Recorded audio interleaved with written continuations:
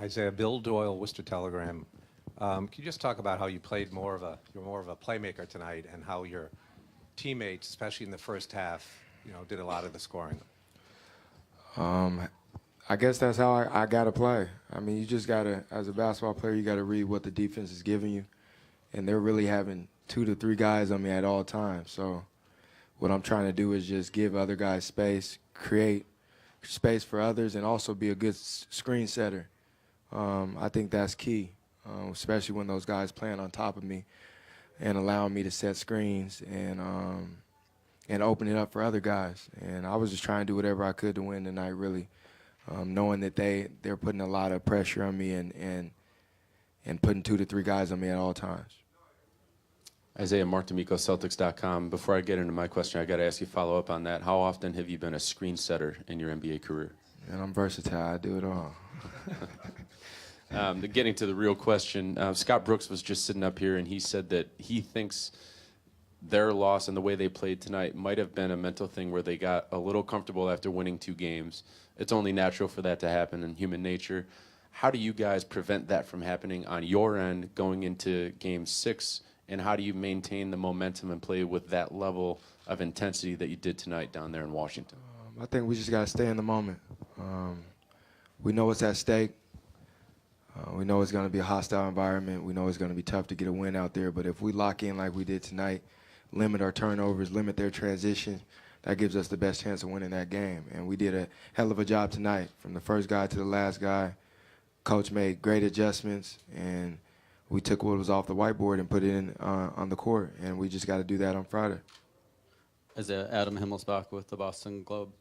Brad said when he saw you Monday, he could tell you'd already watched film and already were thinking about the next steps. Was that unusual for you to do that kind of on your own early? And what did you see in the film, and what did you take, and what kind of were those next steps for you? My job was just to figure out what they were doing in games 3 and 4, not just for myself but for my teammates. And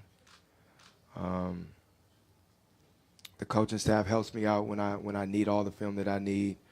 Our video guys help me out, and I just try to figure it out, because I think if I know what's going on, it makes it easier for my teammates. So I don't want to tell you exactly what they were doing or exactly what I was looking for, but I was definitely studying, because I needed to figure out what was going to be open and how I was going to get my teammates involved, because I need those guys.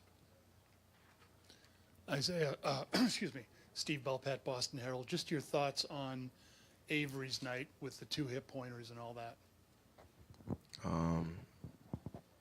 He played like he's supposed to. He played through it. It's the playoffs, and we needed him to play that way. And he put his injuries aside and laced his shoes up and played. And he was the key to this game.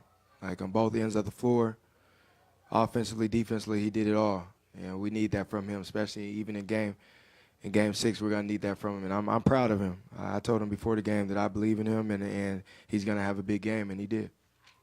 Michael Pina, Vice Sports. Just jumping on that response right there, how critical specifically was Avery's defense on John Wall tonight and throughout this entire series? I mean, Avery's the best on-ball defender in the NBA. I mean, hands down. But a guy like John Wall, you're not just going to stop. You just got to try to contain him and make it tough on him. I mean, all the really good players in this league, it's hard to stop because they get so many opportunities each and every night. But he does a hell of a job on them. I mean, he makes it tough. I mean, nothing's easy. And that's what Avery Bradley does each and every night.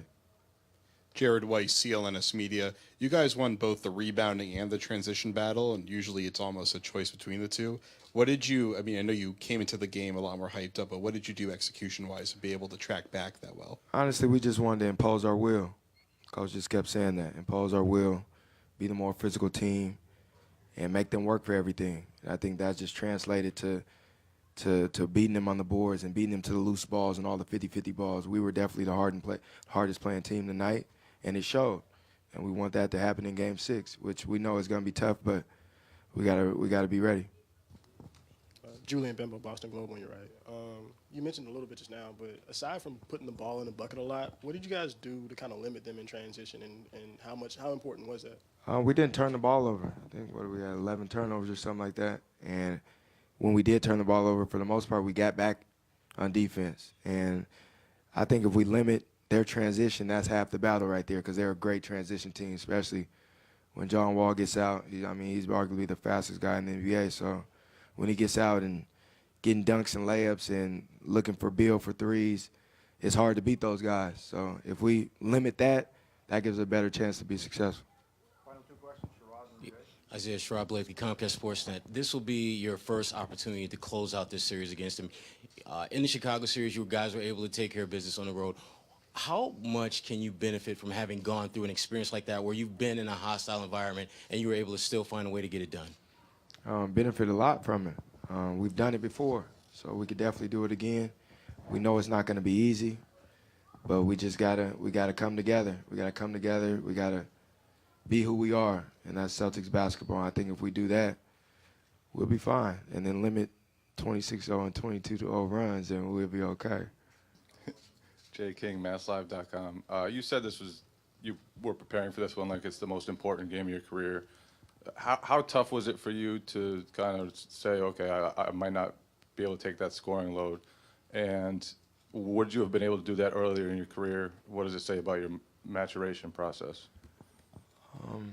Earlier in my career, I probably just maybe kept forcing it, trying to keep going. But now I'm seeing the game differently. So, like, I watch a lot of film, and I see what they're doing to me, and they literally have almost 3 guys on me, and there's no way that I could just keep going like that. So I got to change it up until things open up. But at the same time, that's not going to stop me from being aggressive and trying to make plays, not just for myself, but for my teammates as well. But I'm getting better at that, and I'm a student of the game, and I just try to keep getting better and learning more and more each and every game. And next game might be another game where I'm setting screens and getting other guys open and getting in the paint, dishing it out. Or next game, I might drop 40. You never know.